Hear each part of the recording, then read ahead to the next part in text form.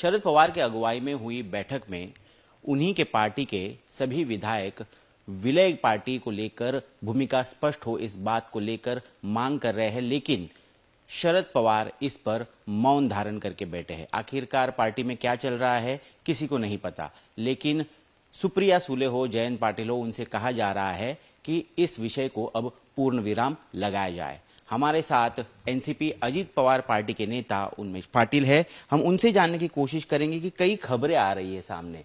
कहा जा रहा है कि आपके पार्टी के 22 विधायक जो है वो नाराज है, वो शरद पवार के संपर्क में है। कहीं ना कहीं विलय को लेकर भी सुनील तटकरे हो, प्रफुल्ल पटेल हो, बार बार शरद पवार से मिल रहे हैं। आखिरकार चल क्या रहा है?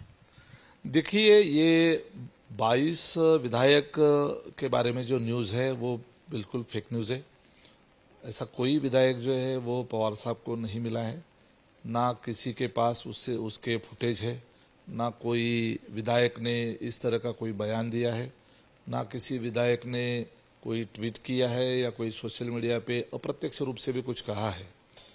और आप सब समझते हैं, किसी भी तर्क बुद्धि से अगर सोचा जाए तो आज तक महाराष्ट्र के इतिहास में या देश के इतिहास में कभी भी सत्ताधारी पक्ष से विपक्ष में आमदार फूटकर चले गए, ऐसा कभी आज तक हुआ नहीं और ऐसा हो भी नहीं सकता है।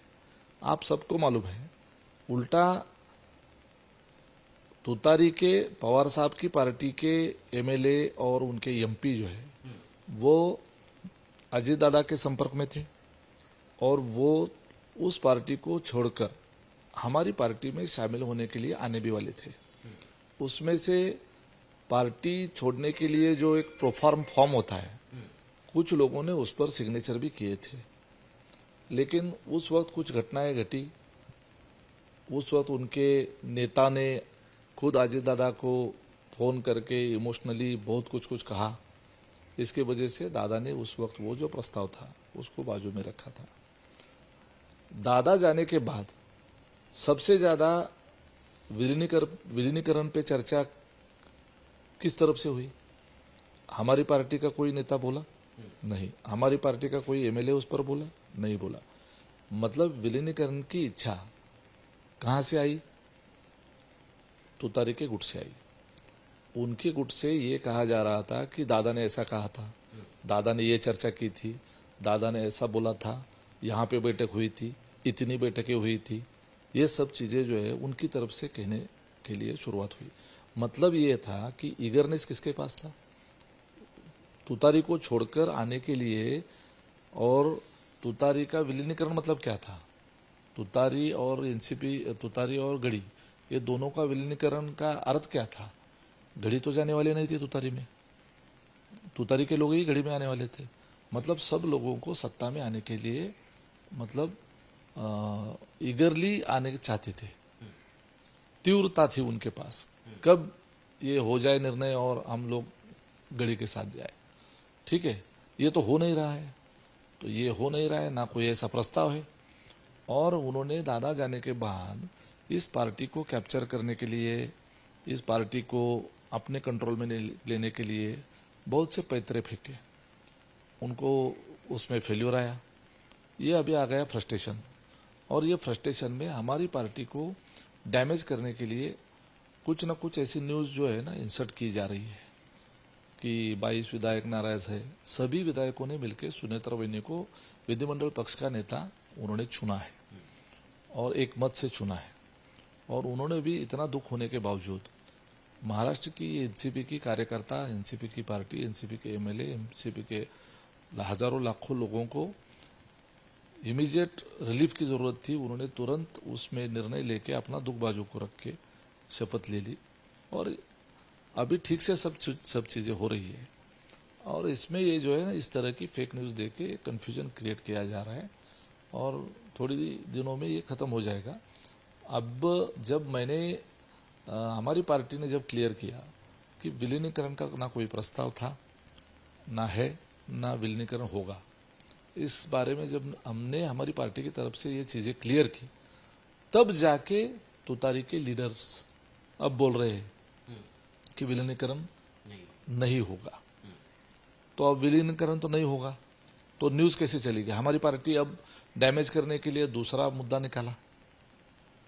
पवार साहब बीमार थे तो कुछ लोग हमारे सीनियर लीडर उनको जाके उनकी सेहत के बारे में पूछने के लिए गए, तो उसकी भी राजनीति की जा रही है। और अभी आप लोग जो लोग तुतारी की तरफ से रोहित पवार फॉर एग्जांपल अगर बोल रहे हैं कि एनसीपी के इतने एमएलए नाराज है, ठीक है, इनके इतने एमएलए नाराज है, उनके पास क्या प्रूफ है?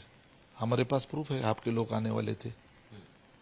हमारे पास प्रूफ है कि आपके एक एमएलए छोड़ के और एक एमपी छोड़ के बाकी सब हमारे पास आने वाले थे। इसका प्रूफ है हमारे पास। उसका क्या स्टेटस है?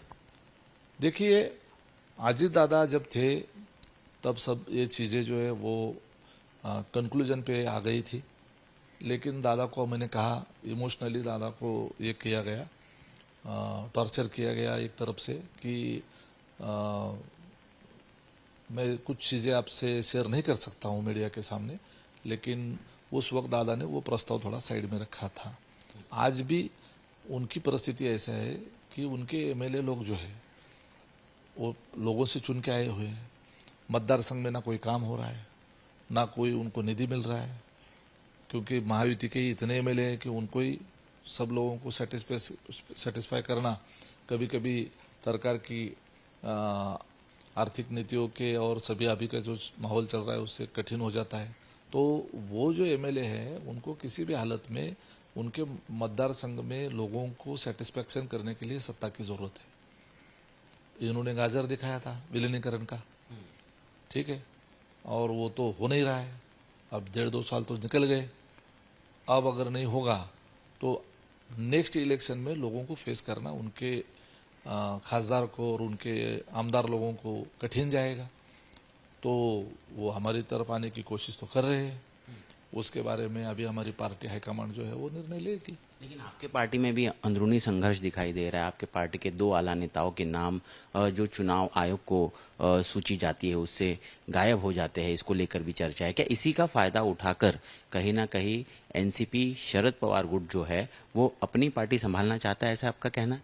इस बारे में मैंने पहले ही क्लैरिफिकेशन दिया है। मैंने इसके लिए प्रेस भी ली थी और आपको सब चीजें बताई भी है।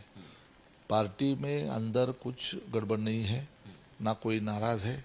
जो चीजें हैं हमारी पार्टी के अंदर हमारी पार्टी हाईकमांड जो है उसको रिजॉल्व कर रही है और हो भी जाएगी।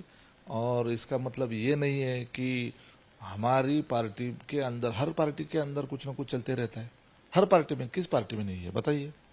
हर पार्टी के अंदर कुछ ना कुछ होता है। इतनी बड़ी पार्टी है, इतने बड़े कार्यकर्ता की संख्या है, पदाधिकारी है, लोक प्रतिनिधि है, तो हर पार्टी में कुछ ना कुछ चीजें होती रहती है।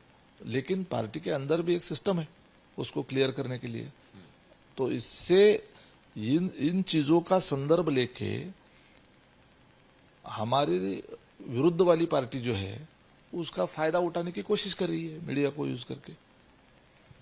तो उमेश पाटिल यहाँ पर साफ तौर पर बता रहे हैं कि कहीं ना कहीं पार्टी को डैमेज करने के लिए इस तरह की खबरें फैलाई जा रही है और इसे सिरे से नकारते हुए वो ये भी कह रहे हैं कि उनके पार्टी में जो अंदरूनी संघर्ष की बातें सामने आ रही है उसे भी पार्टी रिजॉल्व करने की कोशिश कर रही है। कैमरा पर्सन सचिन सावंत के साथ मैं ऋत्विक भालेकर, मुंबई, आज तक।